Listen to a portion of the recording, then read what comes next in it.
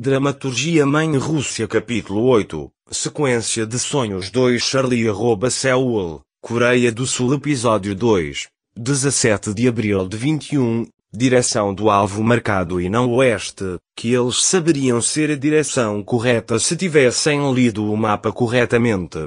Marchamos, não taticamente, mas frouxamente, sem observar nenhuma regra militar, regulamento ou restrição. Os outros caminhavam tão juntos que uma granada de mão poderia ter acabado com todos eles. Em vez de deixar espaço entre os membros do esquadrão, eles agiram como se estivessem marchando para um acampamento para torrar marshmallows e contar histórias de fantasmas quando já era noite. Eles não estavam se comportando como uma tocha militar designada para completar uma missão no mundo real que afetaria muito aqueles que estavam esperando o aparecimento dos libertadores. Caminhamos por cerca de 30 minutos antes de um dos civis reclamar do cheiro. O líder nos permitiu um intervalo de cerca de 1 hora.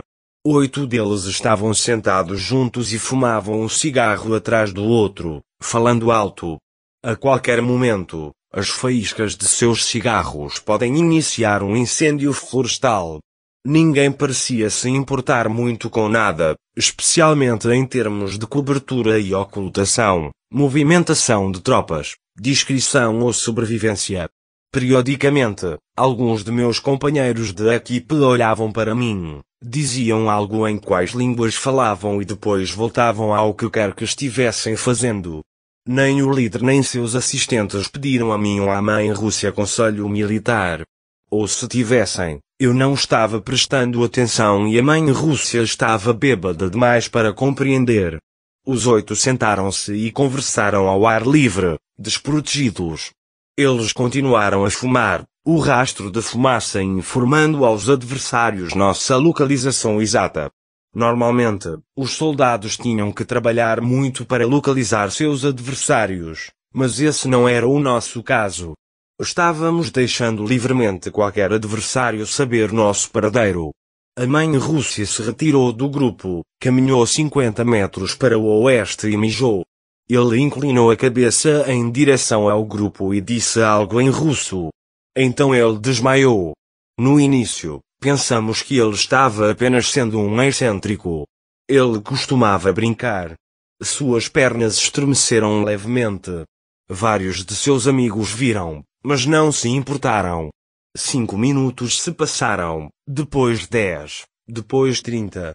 Nesse ponto, o líder gritou com o russo adormecido. A mãe Rússia havia parado de se contorcer. Ele jazia sem vida. Então, a ideia de que ele poderia estar morto ocorreu a todos. Caminhamos até lá lentamente, a líder, seus assistentes e metade do grupo. Eu estava em algum lugar no meio e os outros na retaguarda. Estávamos em formação de ferradura. A mãe Rússia estava voltada para o chão. Ele não caiu para trás, mas sim para a frente. Seus braços e pernas estavam abertos para os lados em uma posição estranha. Ele não estava respirando. Uma espuma esbranquiçada assustadora fluiu de sua boca. Ficamos em silêncio e olhamos. Outros continuaram fumando um cigarro atrás do outro. O líder cutucou o ombro esquerdo da mãe Rússia usando um pedaço de pau que ela encontrou nas proximidades. Sem resposta, o líder ordenou a seus assistentes que revirassem a mãe Rússia. Eles recusaram. O líder voltou-se para os outros. Um por um, todos recusaram. O líder disse algo para mim. Ela queria que eu a ajudasse a entregar a mãe Rússia. Peguei vários galhos do chão próximo. O líder e eu colocamos vários deles sob a barriga da mãe Rússia para levantá-lo e virá-lo. Vários outros, incluindo os assistentes, gritaram de horror ao ver os olhos incolores da mãe Rússia e o nariz sangrando. Ou a mãe Rússia foi mordida por algo venenoso, uma cobra-rei talvez, ou então ele bebeu demais. Ou talvez o nível de álcool em sua corrente sanguínea estivesse tão alto que, misturado com o ar tóxico, o fez morrer rapidamente. Ficamos parados olhando para o corpo sem vida da mãe Rússia, sem propósito. Não estávamos perdidos em pensamentos nem sentimos qualquer tristeza pelo bêbado. Em vez disso, o líder estava congelado no lugar e, portanto, ficamos parados também. Várias horas se passaram. Permanecemos na formação em ferradura, olhando para o russo falecido. Várias outras horas se passaram. A noite chegou. A escuridão começou a cair e um vento frio soprou. O líder queria que cobríssemos nossos corpos com tudo o que pudéssemos encontrar nas proximidades. Todos os 8 de nós nos espalhamos enquanto íamos procurar, logo retornando com galhos, folhas e tudo o mais que pudesse ser carregado ou içado.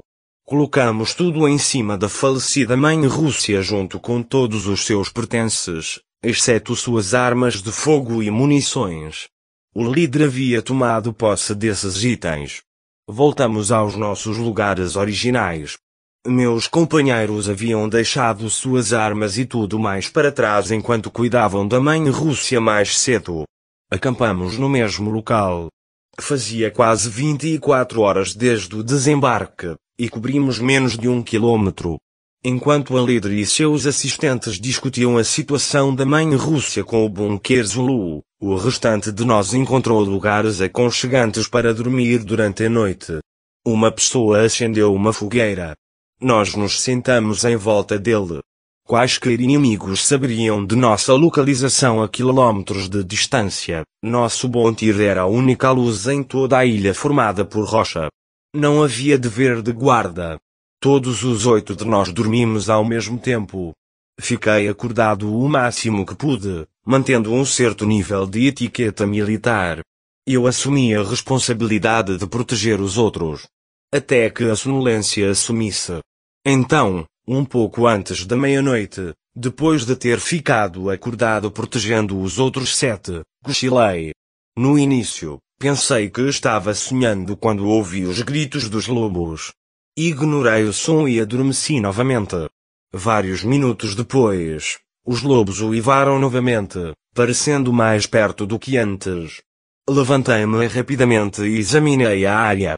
O OVN preso à minha arma de fogo principal era inútil, a menos que o que eu estava olhando estivesse ao meu alcance. Dramaturgia Mãe Rússia Capítulo 8, Sequência de Sonhos 2 Charlie@Seul, Coreia do Sul Episódio 2, 17 de abril de 21, direção do alvo marcado e não oeste, que eles saberiam ser a direção correta se tivessem lido o mapa corretamente. Marchamos. Não taticamente, mas frouxamente, sem observar nenhuma regra militar, regulamento ou restrição. Os outros caminhavam tão juntos que uma granada de mão poderia ter acabado com todos eles. Em vez de deixar espaço entre os membros do esquadrão, eles agiram como se estivessem marchando para um acampamento para torrar marshmallows e contar histórias de fantasmas quando já era noite.